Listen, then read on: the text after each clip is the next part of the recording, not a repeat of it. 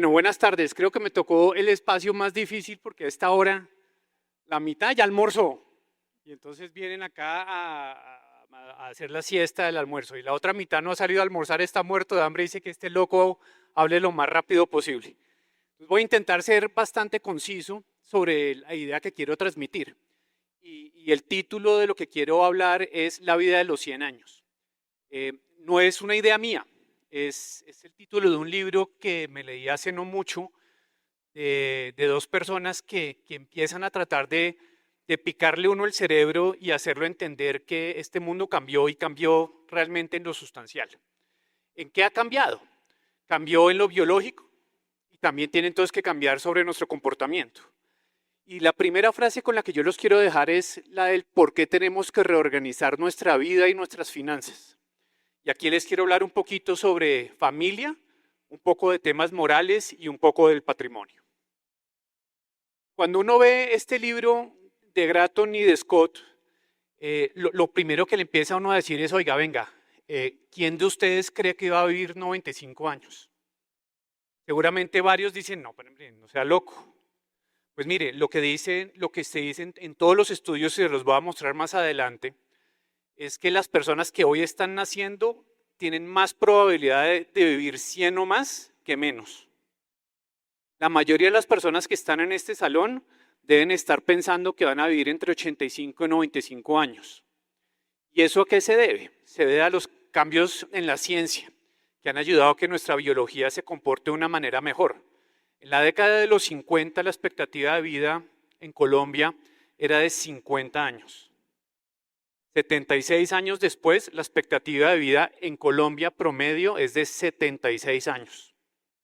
Lo que se está hablando es que para el 2050 la expectativa de vida en Colombia está entre los 85 y los 90 años. Luego es un tema que realmente ya llegó. A casi todos acá nos criaron en 3 etapas. Nosotros arrancábamos la vida y hasta los 25 años nos ponían a estudiar, nos mandaban desde chiquitos a pre-kinder, kinder, transición, primaria, bachillerato, después busque hacer una técnica o estudie en la universidad, haga lo que tenga que hacer, más o menos a los 25, primera etapa. La segunda etapa era una etapa productiva y arranque a trabajar. En el caso de la generación arriba de la mía, yo tengo 51 años, mi papá, por el sueño de él, era que yo hubiera entrado a una empresa y me hubiera jubilado ahí mismo. Y que trabajara desde los 25 hasta los 62 en el caso de los hombres, 57 en el caso de las mujeres. Y después trate de aprovechar lo que le quede de ahorros en 10 años que le deben quedar más o menos de expectativa de vida, 15 años. Desde lo financiero eso hace sentido. Si yo trabajo 25, 30 años para después gastarme lo que produje durante 10, 15 años, de pronto hace sentido. Pero cuando yo les digo que lo más probable es que se van a vivir 100 años, pues esto nos cambia completamente el esquema. Primero que no vamos a tener una sola profesión, sino dos. Seguramente cuando lleguemos a los 60 años lo que vamos a decir es, venga, yo siempre quise ser pintor. A mí, ¿por qué me metieron a estudiar Derecho? Y me voy a dedicar a ser pintor y voy a tratar de vivir de eso. Y por último, en el libro hay otro mensaje y es, mire, antes el problema era que nos íbamos a morir temprano.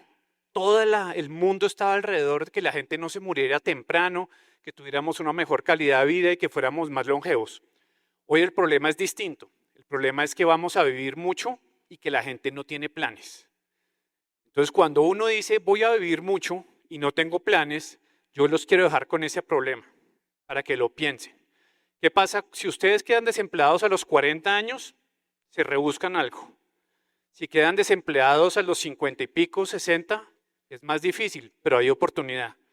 Pero si usted a los 70, 75 le quedan 10, 15 años de vida, no tiene ahorros, no tiene fuente de ingresos, ¿qué va a hacer? Y de eso es lo que quiero hablar un poquito más adelante. Algunos dirán, oiga, este tipo está aquí hablando pendejadas y eso se lo está inventando, fue que se leyó un libro y ya. Pero mire, les voy a traer 6 frases que son importantes de fuentes distintas. Lo que la Organización Mundial de la Salud, las Naciones Unidas, el Banco Mundial están hablando de lo siguiente. Mire, PricewaterhouseCoopers dice, muestra que solo una minoría de las familias empresarias tiene una sucesión bien estructurada. Es decir, la mayoría está improvisando. Yo quiero que ustedes piensen, oiga, yo tengo mi empresa o tengo mi patrimonio personal estructurado y sé qué voy a hacer con él. ¿Me va a aguantar los 100 años? ¿Qué voy a hacer cuando me muera? Si me muero temprano, me muero más tarde. El Foro Económico Mundial es claro, la longevidad es uno de los mayores desafíos económicos y sociales del siglo XXI. Este problema ya llegó, esto no es un problema futuro.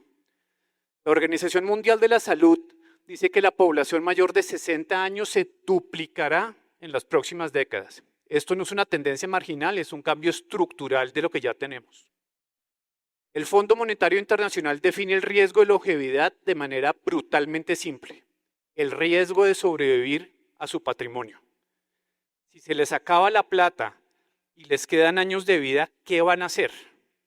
¿A quién le están poniendo una carga a ustedes si no tienen bien estructurada su planeación financiera? El libro que les comentaba, que es el de Gratton y Scott, habla del modelo de las 3 etapas: estudiar, trabajar y retirarse. Eso ya no funciona. Hoy se estudia, se trabaja, se hacen pausas, se toma el sabático, se hace una segunda carrera, se toma otro sabático, cambia de trabajo, se va para un lado, se va para el otro, y eso tiene un costo. Eso no es gratis. Yo quiero ver quién de acá va a decir, no, yo voy a trabajar 50 o 60 años seguidos en lo mismo. Eso es un modelo bastante distinto. Y por último, las Naciones Unidas proyecta que en el 2050, 1 de cada 6 personas tendrá más de 65 años. Es decir, la longevidad dejará de ser una excepción y será la norma. Entonces, con esta data ya tenemos un problema relativamente estructurado. Una cosa que no, todo el mundo dice, oye, yo sí quisiera vivir más, beneficio, es un logro de la ciencia, la longevidad. Se vuelve un problema y se puede volver un problema financiero para mí, para mi pareja, para mis hijos, para mis nietos, para mis bisnietos, a lo que nos vamos a tener que estar preparando, y para toda una estructura de familia. ¿Y cuáles son las causas de ese problema? De ese problema que les estoy tratando de presentar. Las personas no hacen testamento. En Colombia a la gente no le gusta dejar un legado claro de qué es lo que se quiere hacer con su plata. Y ese tiene el problema de entrada y de salida. De salida, pues que toca ir a las normas de la sucesión intestada, costosa, difíciles de manejar. Y la segunda es que como no hago testamento, no planeo. Entonces, como no planeo, pues lo que hay ahí quedará y ya verán los chinos qué hacen con eso. Lo segundo, no estructuro el patrimonio. Como no estructuro mi patrimonio y mucho menos lo estructuro a una temprana edad, pues la gran problemática que tengo es que no rinde, no genero capital. Y al no generar capital, seguramente genera una estructura de gastos mucho más grande de la que yo puedo manejar, o la de mi propio patrimonio puede manejar. Tercero, muy importante, no planeo frente a mi cónyuge.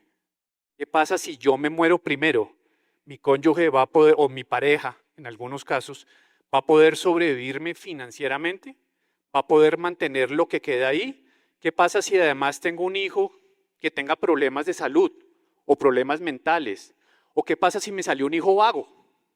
Ustedes no saben la cantidad de personas que yo conozco que me dicen, pucha, trabajé toda mi vida, construí un patrimonio y me salieron vagos estos chinos. Y se están gastando la plata. Y no hay planeación para eso. Y por último, no hay un análisis real sobre la incapacidad presente o futura de todas esas personas que nosotros queremos. Entonces fíjense que hay unas causas del problema que no nos gusta hablar mucho. En otras sociedades normalmente esto se habla, se planea en la familia, se discute, y por eso es que hay grandes patrimonios de familia que pueden pasar de generación a generación y que sobreviven enfermedades, sobreviven al hijo vago, sobreviven problemas y crisis financieras. ¿Qué consecuencias nos trae eso? Pues nos trae conflictos entre herederos. Esa es una de las cosas más difíciles que llega cuando no tenemos una planeación financiera adecuada, sobre todo cuando empecemos a vivir mucho tiempo. ¿Cuántas personas han oído de amigos o amigas que dicen, hijo de manchica, ojalá se muera el viejo porque es que si no, ¿qué hago? No tengo nada y ya ese no me suelta nada. Ese tipo de problemas son cosas que tenemos que planear. Enfrentan a las familias, se destruyen los patrimonios. Los cónyuges desprotegidos se ven donde los tipos de estilos de vida cambian sustancialmente con la muerte de una de las personas. Los hijos vulnerables, la dependencia económica en la vejez. Yo me acuerdo a mí desde chiquito, mi papá me decía, venga, ahorre temprano, ahorre así sea poquito, pero asegúrese que usted no va a estar dependiendo de nadie cuando llegue el momento en el que usted ya no puede seguir produciendo. Y por último, algo bien importante que es la soledad y la pérdida del propósito. Cuando las personas llegan a un punto en su vida en la que no tienen una estructura patrimonial que los pueda sostener, que no tienen una planeación de esa vida de largo plazo, terminan muchas veces dependiendo de sus hijos o de sus nietos. Esa dependencia termina generando soledad, termina generando frustración, termina generando pérdida de propósito. Si eso a mí me daba una problemática cuando tenía una expectativa de vida de 70 años, o como la de Colombia de promedio de 76, pues imagínense cuando tengamos una expectativa de vida de 100. Aquí el mensaje con el que los quiero dejar en esta parte es que todavía nosotros tenemos el pensamiento de seguir organizando nuestra vida como si nos fuéramos a morir jóvenes, pero realmente la biología dice que vamos a morir mucho más tarde, pero queremos seguir viviendo como si no fuéramos a morir. Y eso es una estructura de gastos bastante compleja. ¿Qué solución estamos nosotros presentando? Nosotros creemos que en la medida en que la vida tiene ahora 4 etapas y no tiene 3 etapas, tenemos que empezar a planearla desde que somos jóvenes. Hay un dicho que a mí me enseñaban en mi casa y es que de poquito a poquito se llena el tarrito. Ahorita yo estaba en el tiempo, en una charla, en una entrevista, y me decían, oiga, venga, ¿y cómo arrancamos con el ahorro? ¿Cómo arrancamos con la planeación? Muchas personas piensan, cuando yo tenga 100 millones, cuando tenga 150 millones acumulados, ahí voy a empezar a planear. Y ahí ya es muy tarde. Finalmente lo que uno tiene que hacer es empezar a ahorrar desde muy joven, desde sus primeros días de etapa productiva, para asegurar que el interés compuesto les genera la creación de ese capital. Ese capital que cuando se pasan los 40, los 50, los 60 años, es el capital que nos va a ayudar. Cuando uno tiene la creación de capital, tiene una independencia económica sobre lo laboral. No solamente porque ya no va a tener que depender de esa fuente de ingreso, sino que puede tener un negocio al lado, lo que los gringos llaman el side business. Pueden crear ustedes una fuente de ingreso secundaria que les va a permitir varias cosas. La primera, ese cambio, ese salto de la profesión 1 a la profesión 2. La segunda, le va a permitir algo que es ese espacio de descanso, esos sabáticos que se va a dar desde la profesión 1 desde la profesión 2. Y le va a permitir también generar un capital que realmente le va a poder dejar algo a las personas queridas cuando usted ya no esté. Nosotros, ¿qué vemos desde la fiduciaria? Vemos que uno podría hacer temas muy sencillos. Esto no es nada complejo, aquí no se necesita ciencia nuclear. Lo que uno podría hacer es pensar en hacer un testamento. ¿Qué pasa con el testamento? El testamento tiene unos costos fiscales bastante importantes, tiene unos temas que no hay una administración del capital desde el día en que se piensa hasta el día en que se ejecuta. Entonces tiene esas problemáticas, pero eso es una de las soluciones que hay. La segunda, el protocolo de familia. Y aquí empieza uno a hablar un poco desde lo moral en lo que se tiene que hacer en cada una de las organizaciones familiares que nosotros tenemos. Y es quién se va a encargar de qué, cómo vamos a hacer ahorros individuales, cómo vamos a hacer ahorros colectivos con mi pareja. Cuando yo ya no sea padre, sino sea abuelo, cómo vamos a hacer ahorros para los nietos, cómo hago para generar educación financiera que tanto se ha hablado acá, pero para los nietos cuando nacen que el regalo no sea el gasto, sino sea el ahorro, cómo podemos tener un rol que se va a tener muy importante en los próximos años y es el rol del bisabuelo. ¿Cuál es el rol del bisabuelo en esa educación financiera? ¿Cuál es el rol del bisabuelo en el cuidado de los bisnietos? ¿Cuál es el rol del bisabuelo en la organización de ese protocolo de familia, de ese cuidado de familia mucho más ampliada? Eso desde el orden jurídico. Desde el tema de la estructura patrimonial, por supuesto, desde la fiduciaria lo que les decimos es, mire, aquí usted puede generar un patrimonio autónomo, genere un fideicomiso donde nosotros le podamos ayudar a tener con ese protocolo de familia, le podemos ayudar a invertir su dinero, le podemos ayudar a manejar sus bienes, le podemos generar una estructura de ahorro, le podemos generar una estructura de gasto controlado. Los gringos son unos tipos muy versados en estos temas donde ellos desde el comienzo organizan y dicen, mire, si mi chino termina la universidad, entonces va a tener un flujo de dinero X. Si decide no estudiar, entonces va a tener un flujo de dinero Y. Si va a tener un ingreso de Z, entonces le doy otro flujo de dinero. Entonces uno puede desde un fideicomiso administrar todas esas reglas de juego que ustedes quieren tener para sus hijos, para sus nietos, para sus bisnietos, dentro de un protocolo de familia que se puede montar. ¿Por qué pongo que no sea una fiducia civil? Porque finalmente, y para los que son abogados va a ser muy fácil de entender, para los que son abogados como yo, pero nunca ejercieron, que es como si no fuéramos abogados, es más complejo, pero voy a tratar de explicarlo.